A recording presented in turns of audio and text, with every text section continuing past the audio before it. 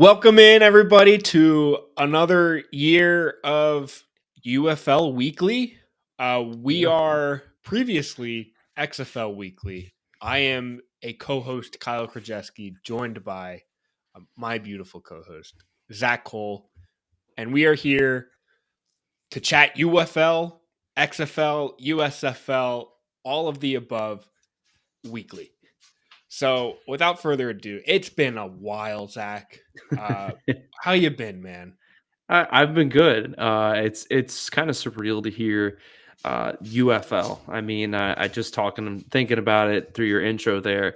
I'm 100% going to accidentally call it the XFL or the USFL, or it'll take a little getting used to with the UFL. But I mean, wow, it's been a roller coaster of emotions this offseason with the merger, the potential, the news about the league not doing so well, and blah blah blah. But I mean, how far we've come. So exciting that we're here, and I can't wait to talk about it.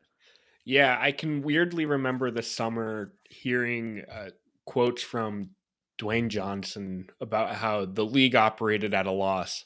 And I think it was like 2 weeks after they announced everything. But we'll get into all of that. Yeah. Either way, we've been gone for a while, and it's Hmm. partially because lives have been busy, partially Hmm. because we've just been trying to collect as much information on all of this as we could, because then it was like, oh, we've got as much as we can. More stuff happened and we got to reschedule. It was a whole bunch of stuff, so we just kind of wanted to get everything together as best as we could before we kind of dove into the merger, even though it's been 5 months. But either way, we're here. Let's talk this merger. There's a lot going on, even a lot of stuff currently going on, but we've got time before the season starts. We've got time before training camp starts. We'll get into all of it. Don't you worry. But without further ado, we are UFL Weekly officially. UFL Weekly, and you can find us here weekly. YouTube podcast. However you're watching us, you can. If you're watching, you can listen to us. If you're listening, you can watch us Hmm. on YouTube or podcast, whatever you're looking for. We've got you covered in how to keep up with this beautiful league of the UFL. Yeah. So let's get into it. A little bit of background here. I've got dates for you, Zach. September 19th, it was reported officially, I guess just reported, that there were some deep talks between the USFL and XFL on a merger. And that could have been a lot going on right there. That could have been just things starting. This could have been, I don't know, money on the table. This could have been everything outlined at the time of announcement. But it was one of those things where it was like, whoa, first off, this makes sense. But also pretty sweet. Yeah, it was kind of cool. I remember you texting me about both this date and the next date that you'll get into in a second here, but just kind of the buzz was it was a little negative because we had heard, as you alluded to, The Rock talked about them operating at a loss, and it was a little bit in question. I don't think from the viewership or the interest standpoint, but it was a little in question from the financial standpoint. So it felt like something needed to happen along the lines of a merger. So to get the news that it really kind of was getting underway and getting the ball rolling was pretty cool to hear, especially because last season, Kyle, we talked a bunch about how the USFL and the XFL both kind of it seemed like they were competing for the same market a little bit, where they were both trying to be the developmental league for the NFL, kind of that step before the NFL. So it felt like for both of them to kind of compete against each other was silly, and it made more sense for them to kind of join together, which ultimately, as we'll talk here, and as everyone already knows, in the UFL is what happened. So it was just cool to kind of see that ball get rolling all the way back in September. Yeah. So then next date, September 28th, is when we got the social media posts from both the XFL and USFL Yeah. basically saying we're intending on merging. Basically, just them coming outward and saying we've agreed on a deal, we're merging, things are coming together. And it's one of those things where, yeah, everything's happening. But then we had to wait 2 months for regulatory approval, the whole beautiful government system, making sure everything has to be legit. Uh, but they have officially announced that they were merging, taking over. I guess kind of combining the two leagues, and then from there it was just like, all right, things are legit. What the heck are they going to call this thing? And it was a journey because it was, are they going to become the USFL? Are they going to be the XFL? Are they just going to be neither and come up with something different? Are Mhm. they just going to not be a name at all? I mean, that was just me coming up with that on the fly. But there was a lot of speculation, and it's just like a lot of like almost quietness coming from both the USFL and XFL, other than, yeah, no, this is still happening. Mhm.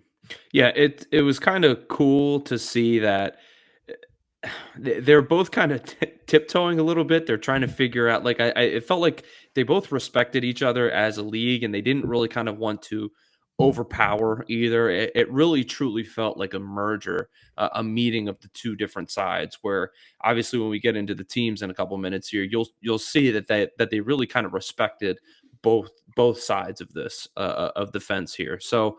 But I mean, Kyle, I don't know. I don't really know if you mentioned December 31st here, but that was really our first kind of official, like, this is it, it's really happening. But they announced right on New Year's Eve, actually, that during a Fox game, that the two were going to merge and they were going to be called the UFL, and that was what we were going to go with from here. So it was cool to see, and they used a national platform for that as well. I'll have to look up what game it was in, but I mean, that I, was the national platform springboard, so it was cool to see.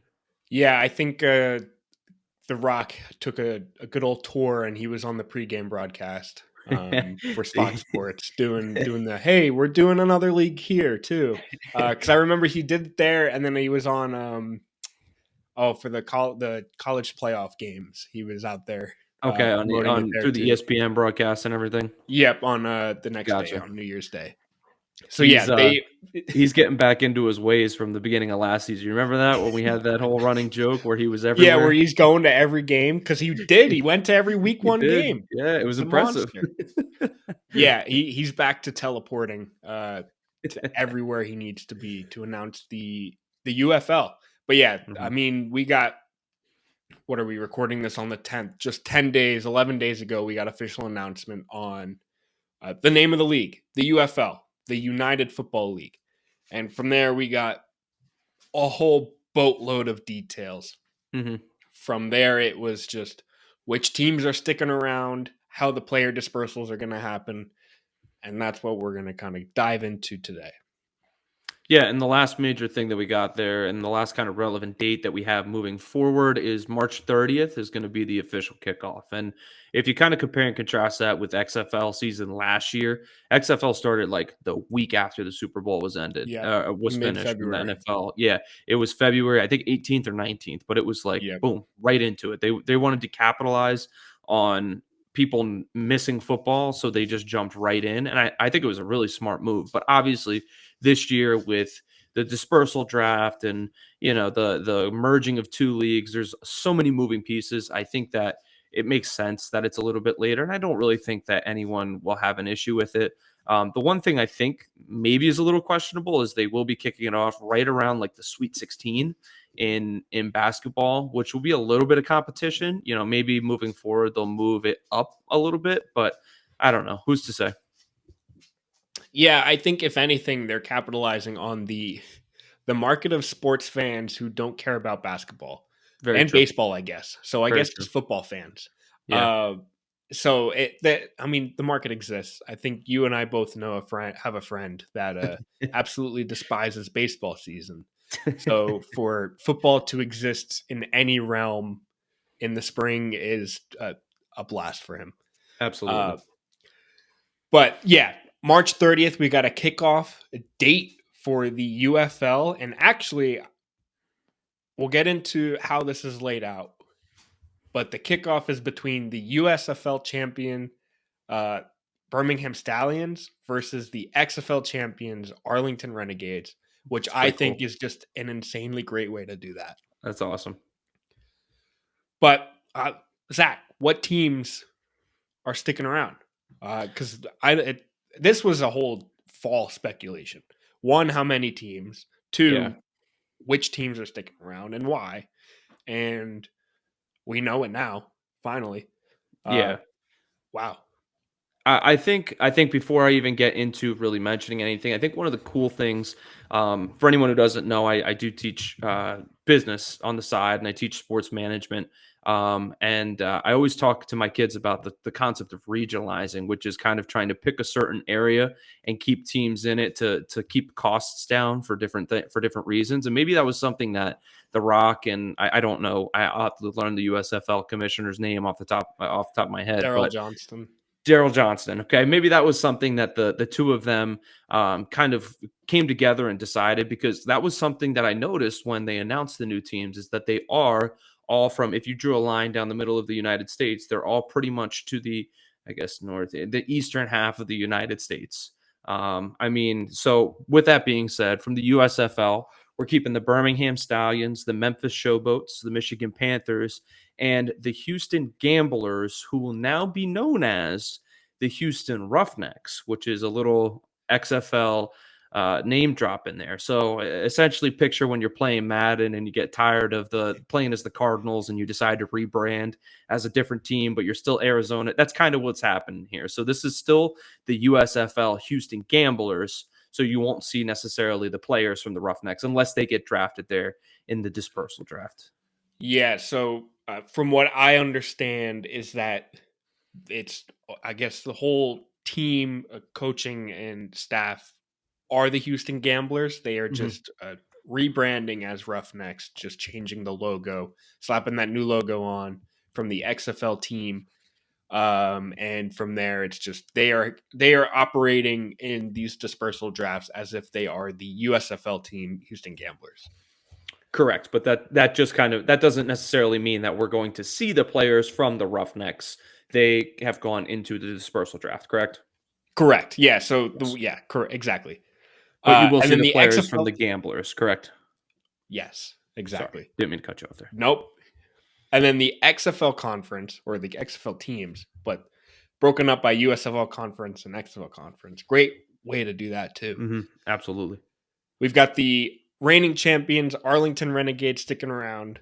Uh, Best team in the XFL, DC Defenders, the San Antonio Brahmas, and the St. Louis Battlehawks. And I got to say, I'm pumped that they kept the Battlehawks around because St. Louis desperately needs a football team. And that team, I mean, that was like, they were the fan central for the XFL last year. So I'm happy Mhm. St. Louis stuck around with their Battlehawks and we get to see more Beer Snake in DC.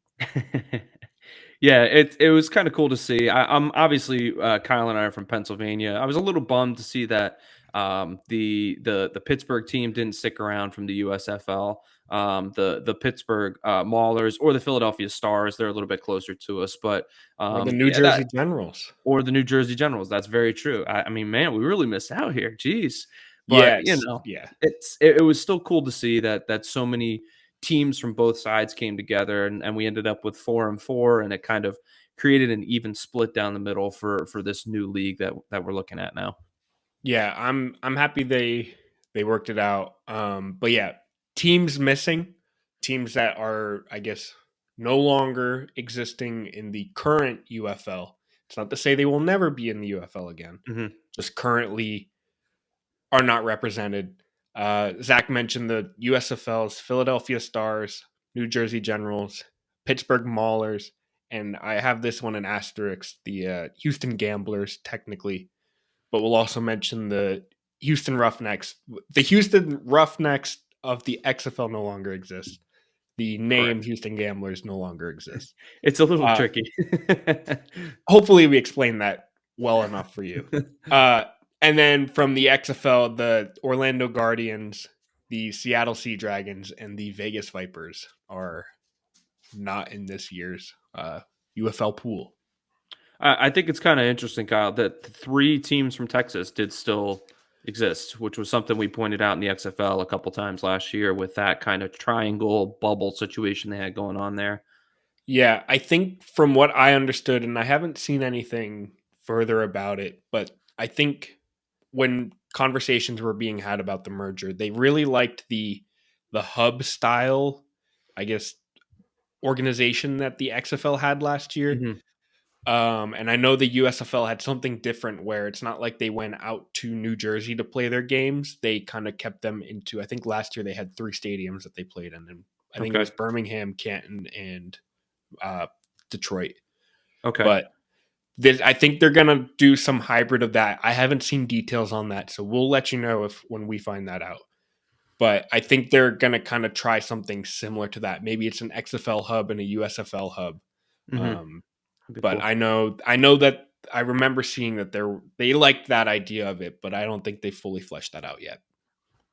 Kyle, let me ask you, with us having previously focused so heavily on the XFL, out of the 4 teams that are no longer existing, with including the former Houston Roughnecks, so that gives you the Roughnecks, the Guardians, the Sea Dragons, and the Vipers. Which one do you think you're going to miss the most? Oh, I have 2 answers. I'm Okay. gonna miss the Guardians. I loved that color scheme, and I think Absolutely. they were a good bit for us last year too. The They had a rough season. dysfunctionality. They had a rough season, but that color scheme is fun. It Uh, is. but truthfully, it's the Seattle Sea Dragons. It's got to be. I think it's the trio of Ben DiNucci, Josh Gordon, and Jacquor Pearson that was dominating the XFL last year. That Mhm. I'm gonna miss that specifically, but I think that Seattle. I feel like the Sea Dragons is such a cool team name too. Yeah, absolutely. I'm hoping maybe in years to come, once this kind of gets its feet underneath it, maybe they'll expand and they'll consider bringing back. It's always Seattle, man. The Supersonics, the Sea Dragons, they're getting their teams pulled away from them left and right. And then they slowly make their way back. I mean, they've Yep. got an NHL team there. There's constant rumblings of the NBA making their return. Yep. Hmm.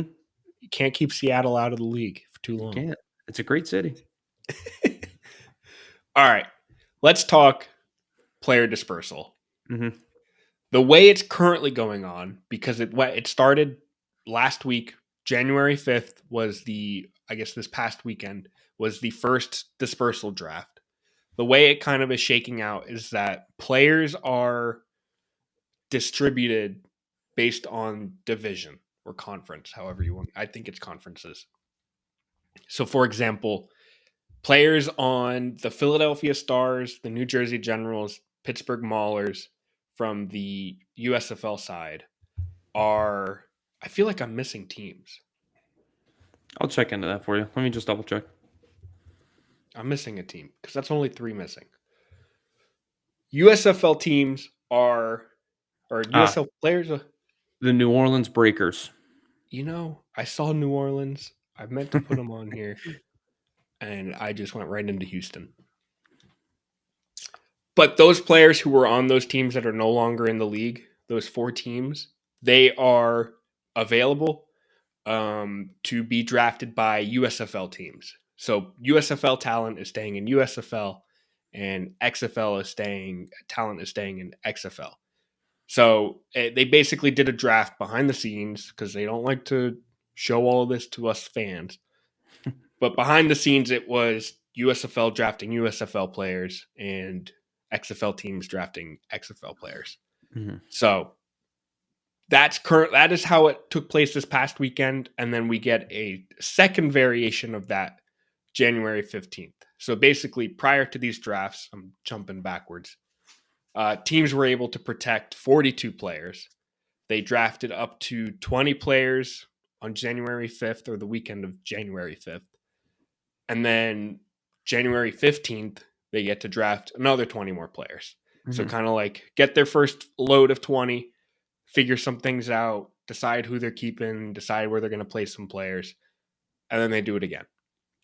Um, Go ahead. Kyle, it almost reminds me of like when a new team is added into any professional league of your choosing. Like think of even just recently the Seattle Kraken, like when they were introduced into Yeah. the NHL, they go around, teams protect their top 8 or 9 players or whatever, and then everyone else is eligible to be selected off of those teams. It's kind of almost what it feels like here, where these teams were able to protect players, and then everyone else was basically free game.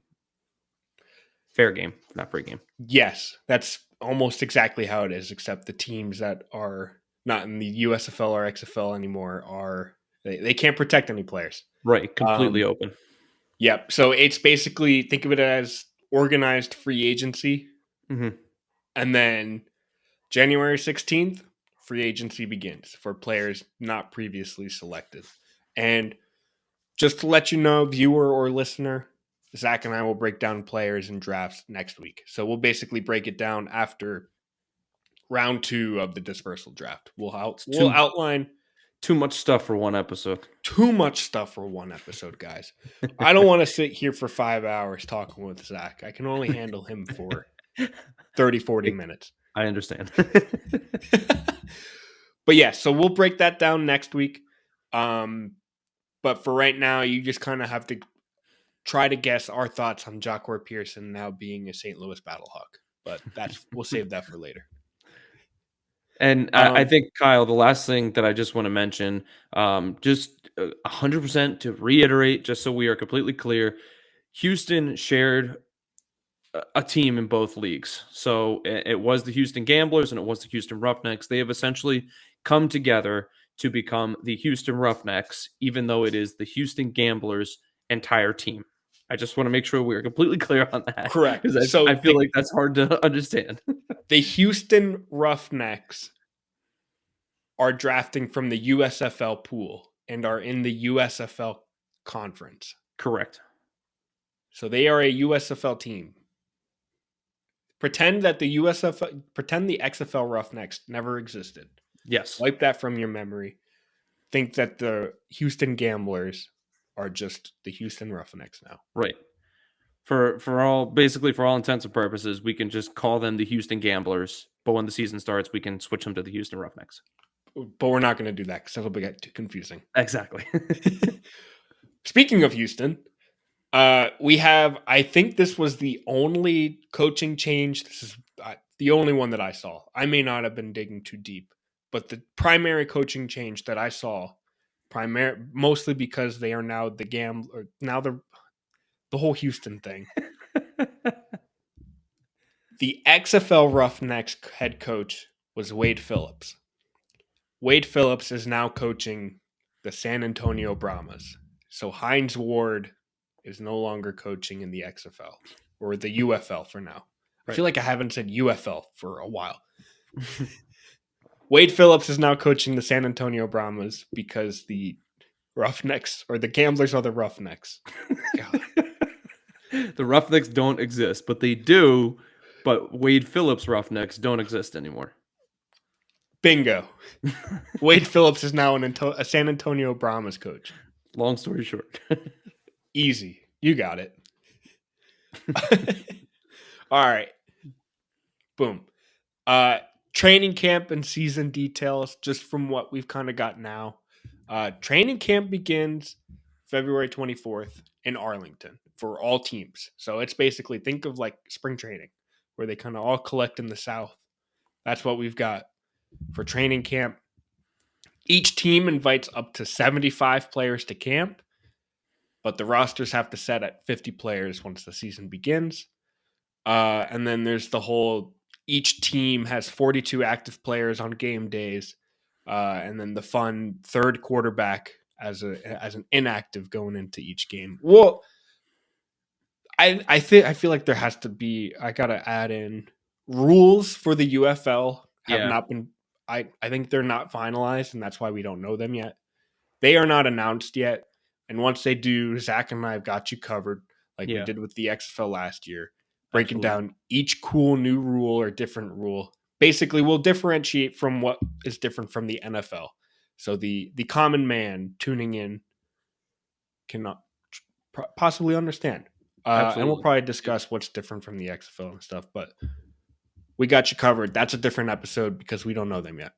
Right. Yeah, Kyle, you mentioned the 75 players. That's a ton of guys coming into camp. That's a lot of guys. And I think it's kind of cool to think about and keep in mind that there are 8 less professional football teams now this year. Yeah. And Yeah. that makes these roster spots that much more valuable. It makes it that much more of a proving ground for hopefully future opportunities for these guys. It's kind of a different like a different kind of feel to the whole season this year. It's not like, these leagues were trying to pull guys out of their houses and get them to play when so and so got hurt or so and so lost a roster spot. But now it's like these are coveted spots, and those 75 guys going into camp are going to be getting after it. Yeah. I think it's really, I think this is a great time to mention it, but head coach of the St. Louis Battlehawks actually tweeted yesterday. Sorry, I got my dates off. Tweeted yesterday, basically just shouting to agents and NFL players, specifically who are finishing up their second straight season on a practice squad, Mm. and basically calling out to them and saying, "Give spring football a chance. What you're doing on a practice squad right now is what you can be doing in the spring for a UFL team, live football. Showcase your skills against in live football. I think is the primary thing to point out there. Yeah. Um, join the UFL, give it a shot, and just ball out where you can." So yeah, Anthony Becht, head coach of the St. Louis Battlehawks, had a solid tweet. Needed to It mention that. It kind of makes me think of Julian Edelman's story where he was stuck on practice squad forever and ever, and he was finally going to get his shot, and then they signed him and Dola, and he ended up kind of in a backup role to him too. But like this is the perfect opportunity for these guys that just need someone to take a shot on them to get their big break. This gives them that game film where it's not just practice film. This kind of pushes them to the forefront where if they dominate in this league, teams are going to take notice of that. And I mean, we saw that last year where teams, they went out of their way to sign guys out of the XFL. So, it's the perfect opportunity. And I think it's got to be very appealing to these practice squad players, like you said, that are on their second year or that seem to not be able to get out of that kind of hump of being on the practice squad. Yeah, I think it's also worth noting that the best kicker in the league this year, Brandon Aubrey, Yeah, was absolutely. a USFL Birmingham Stallion for 2 years prior to Hmm. signing with the Cowboys this year. Um, I'm blanking on his name. There's another guy in the Cowboys this year who I think he's like their fourth receiver. Um, dang it. But he was a USFL guy again. Basically, probably would not be in this situation had he not played spring football. It's just awesome to see these guys just get their shot. You're talking about Cavante Turpin, Exactly. kick Yeah. returner, wide receiver. Yep. Yeah. A guy who through spring football was able to showcase his skills, Hmm. make his way into the NFL, and has playing time. Where if he stuck around on practice squads, probably wouldn't be where he's at. Yeah, he played for the Generals in 2022, and he was actually the MVP. Yeah. Pretty Huge cool. season. So, what comes next? We've kind of like broken down the merger, what we know so far, and what will continue to go. What comes next? A little bit of this is rehashing what we've already said. Hmm. Second dispersal draft is next week, January 15th. Actually, is that a Monday? Let's see, 11, I think it's 12. Monday. It's Monday. Yes, Monday. Yeah. So Monday, second round of the dispersal draft kicks off for players who are not protected or not previously selected. Um, free agencies for players not currently or not previously drafted starts on January 16th. February 24th, we've got training camp. League kicks off between the USFL and XFL champions, Birmingham Stallions and Arlington Renegades, March 30th, and league rules to be announced shortly. Hmm. We've got you covered. Those will probably be our next two episodes, depending on when the league decides to announce their rules.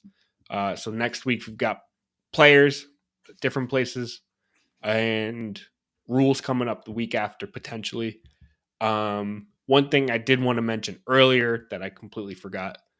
Um, games are being televised on both Fox and ABC/ESPN, where the USFL had Fox deals. and the XFL had ABC and ESPN deals.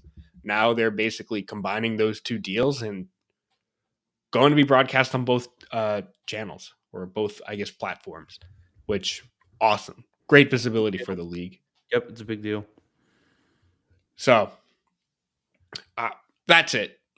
That is as much as we've got for right now. There's probably an absolute ton of deeper details that we'd skipped. I mean, I completely forgot to write in the New Orleans Breakers. So shout out to you, USFL fans and USFL Breakers fans.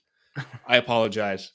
I'm an XFL guy, not because I hated the USFL, just where I started.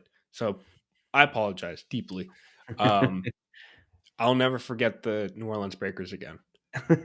And hey, we got to give ourselves a break. We're a little rusty too. It's been a while. It's been a treacherous ride since the conclusion of the XFL. So we're getting back into it a little bit. But I mean, there's so much excitement. It's it's incredible. I'm so excited for it. Yeah, I love spring football. I love alternative football. It's I'm very happy cool. to be here. I'm happy to be chatting some UFL with my man, Zach Cole. Happy to be Absolutely, back, man. absolutely. It's hasn't come quick enough. I'm fired up. It really felt like the NFL flew by this year, and here we are again, staring spring football in the face. Welcome back, spring football. All right. Without further ado, thank you for tuning in. Really, Mhm. thank you. Uh, we'll talk to you next week about Yeah, some player drafts, where they're at now. And I'm looking forward to it. I'm looking forward to re-kicking off this weekly bit, but now absolutely. under the UFL. Yeah, I So think I without, think we're gonna get back true to our name coming up in these next few weeks here, right? oh, we've got you. We're back. We are once again weekly. We're so back. We're so back. Thank you for tuning in. Feel free to subscribe. If we said anything wrong, except feel free call me out on the breakers. I deserve that. But if we said anything wrong or missed anything, please inform us in the comments. I'm being so Yeah, serious because we're just fans of the league and just trying to talk to other fans in the league. So absolutely. Yep. thank you for tuning in. We'll chat with you next week. See ya.